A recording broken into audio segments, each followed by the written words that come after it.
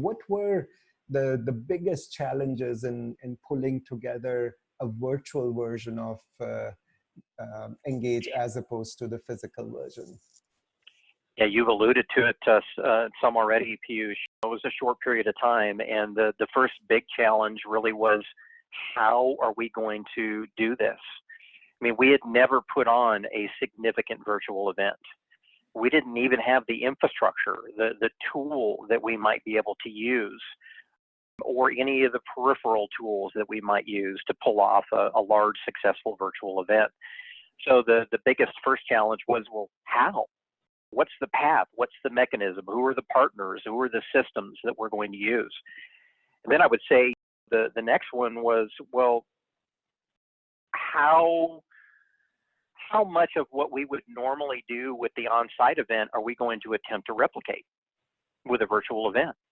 We realized pretty quickly, especially given the short runway of time that you alluded to, that we couldn't expect to put on a virtual event that would replace every aspect of our on-premise Engage event. Obviously, things like networking opportunities and some of those kinds of things, but even from a scale standpoint, not necessarily trying to create virtual rooms to match every physical room that we would have had, and every venue and every forum, and address every single audience with the same sort of scale.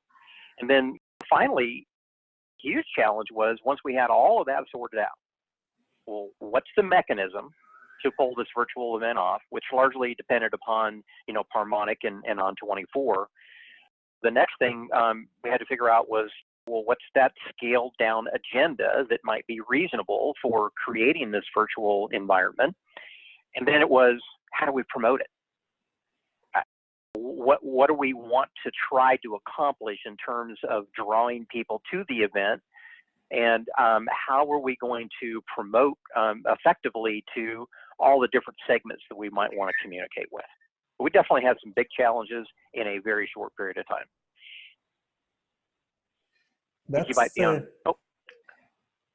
Yeah, that's actually such an interesting story. So one other question I want to ask real quick, actually, before we dig deeper into the virtual event is, was there at any point in time a discussion around, should we even do a virtual event, or rather just take a pause this year? There was consideration of that.